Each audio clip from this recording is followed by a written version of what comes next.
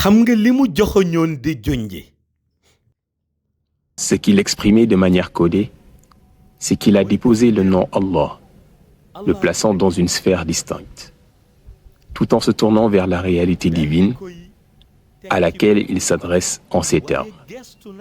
Buhuri karashfi munzil ahad, dans l'attente d'une interprétation.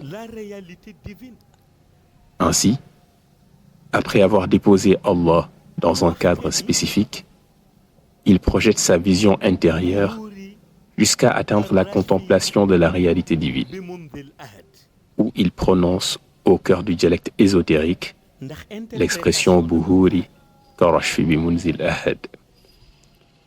Cette dynamique l'amène à recourir au terme même qu'emploie le Très-Haut, conformément à ce que j'évoquais précédemment, jusqu'à ce que le Seigneur proclame Allahu nuru samawati wal ard. Allah est la lumière des cieux et de la terre. Pourquoi s'appuie-t-il sur l'expression Buhuri karashfi munzil ahad? Dans le cadre de la science infuse, il affirme avoir contemplé une mer. Autrement dit, à travers la science infuse qu'il a employée, il déclare avoir perçu, par le truchement de sa vision intérieure, ce que l'on désigne par mer. Mais dans le cadre de la science mystique, il perçoit à travers sa vision intérieure une mer qui se divise. Dans le cadre de la science spirituelle, il perçoit la lumière émanant de Haqiqatul Munzil. Cependant, dans la science d'Allah, sa vision intérieure s'élève au-delà des manifestations lumineuses pour contempler exclusivement son unicité. C'est pourquoi il introduit la première science, qui est la science infuse, désignant la mer par le terme Buhuri. Ensuite, il expose la seconde science, celle qui visionne la structuration fragmentée, en l'exprimant à travers les termes Qarrashfi.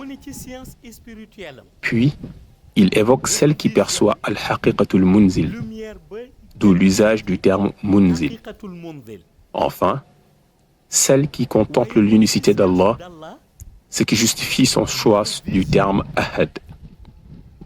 Toutefois, la compréhension de cette gradation demeure ardue, en raison des 4 termes employés, chacun renfermant une signification codée, d'abord par mer, ensuite par une mer qui se fragmente, puis par Haqiqatul Munzil, et enfin par l'unicité absolue du Seigneur. Tout ce cadre a pour objectif fondamental de nous définir Allahu. Il signifie que si l'on entreprend l'étude du Seigneur dans sa réalité, il est impératif de se conformer à ce qu'il nous a enseigné, afin d'accéder plus aisément à la compréhension. Prenons un exemple. Lorsqu'Allah déclare « Allahu nuru samawati wal ard », certes, il a désigné des représentants chargés d'illuminer les cieux et la terre. Cependant, cette illumination s'exécute à travers la grandeur du Seigneur, raison pour laquelle les élus désignés sont nommés les califas d'Allah. Ainsi, s'ils ont la capacité d'illuminer, c'est uniquement par sa grâce. Et s'ils indiquent une direction, ce n'est que par sa faveur divine. Lorsqu'on considère le milieu divin et que l'âme d'un aqtab contemple, il se produit un phénomène particulier. En pleine contemplation, elle affirme que le milieu où elle se trouve dépasse la simple métaphore du ciel. Lorsqu'on l'interroge sur la raison, elle répond « parce que je suis immergé ». De même, elle affirme que le milieu où elle se trouve dépasse également l'indication de la terre. Lorsqu'on lui demande pourquoi, elle répond « parce que je m'en suis éloigné ». Alors on l'interpelle à nouveau « puisque tu es plongé dans le milieu du haïb, sur quelle base te définis-tu » C'est précisément à ce moment-là qu'il introduit ces termes codifiés, Buhuri Karashfi Bimunzil Ahad. Il dit qu'il a vu une mer dont les vagues dépassent en hauteur ce que l'on pourrait concevoir comme leur limite. Mais si tu interprètes la mer qu'il évoque comme une réalité matérielle, tu commets une erreur car dans l'état où il se trouve, il ne perçoit plus la matière. C'est pourquoi lorsqu'il affirme avoir vu une mer aux vagues d'une hauteur extrême, indépendamment de toute échelle de mesure, il ne faut pas en conclure qu'il parle d'un phénomène physique. Si ta science réduit cette mer à une entité matérielle, alors sa vision intérieure te dépasse, car il est dans un domaine où la matière n'est plus perceptible. Ainsi, de quelle mer parle-t-il? Il s'agit d'une mer évoquée par métaphore. En réalité, il emploie cette image pour désigner le trône d'Allah, connu sous le nom de Kursi, et exprimer sa grandeur ineffable. C'est pour cette raison qu'il dit avoir été impressionné par cette mer. Mais il ne s'agit pas d'une mer au sens physique du terme. En effet, les vagues qu'il contemple projetées par cette mer sont d'une hauteur telle qu'elles échappent à toute mesure humaine. Dans ce domaine, les instruments et les repères de l'homme deviennent obsolètes, car ce qui existe est une réalité spirituelle, une âme projetée dans la contemplation à travers sa vision intérieure.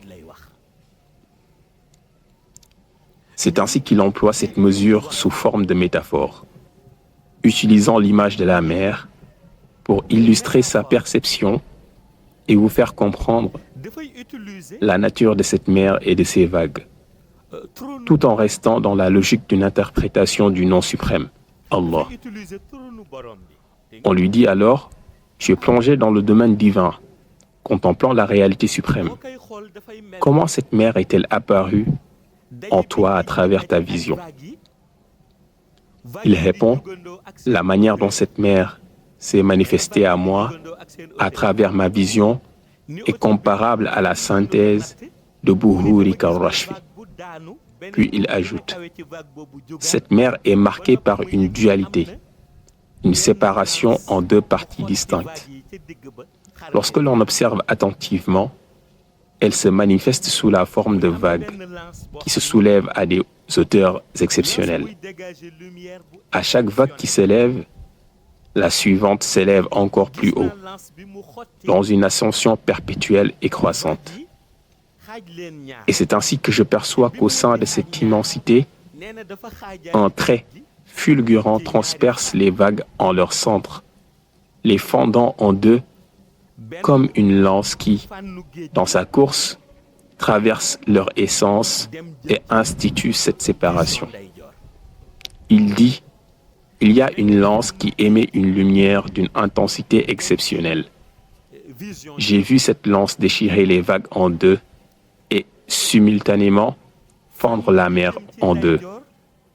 L'une des parties de la mer tend vers la droite, tandis que l'autre s'oriente vers la gauche. La partie à droite prend la forme du khaf, tandis que celle à gauche prend la forme du noun. Puis il ajoute, dans cette configuration du haf et du noun, je perçois au sein même de la lance qui les sépare la manifestation du kaf. Ainsi, dans ma synthèse, au moment où je contemple Buhuri Karashfi, un verset me traverse. Innama amruhu iza arada shay'an an yaqula lahu kun fayakun. Il poursuit en disant, à cet instant je contemple la grandeur du Seigneur à travers mon étude. Or, au moment précis où j'approfondis cette grandeur, toujours dans la perspective d'étude du nom suprême Ismozati, une réalité m'est apparue, une réalité inhabituelle qui m'était jusqu'alors inconnue. Je l'ai vu tomber dans la mer. Cette réalité, te li mu miinu à la fois dans le cadre nouraniyu, xam ni ci cadre lumineux, lumineux, dans le cadre rouhaniyu, ci cadre spirituel, ruhaniyu, miinu ko. et dans le cadre même de la vision que je n'avais jamais perçue auparavant, est descendu dans cette mer comme une révélation, s'engouffrant dans l'immensité insondable.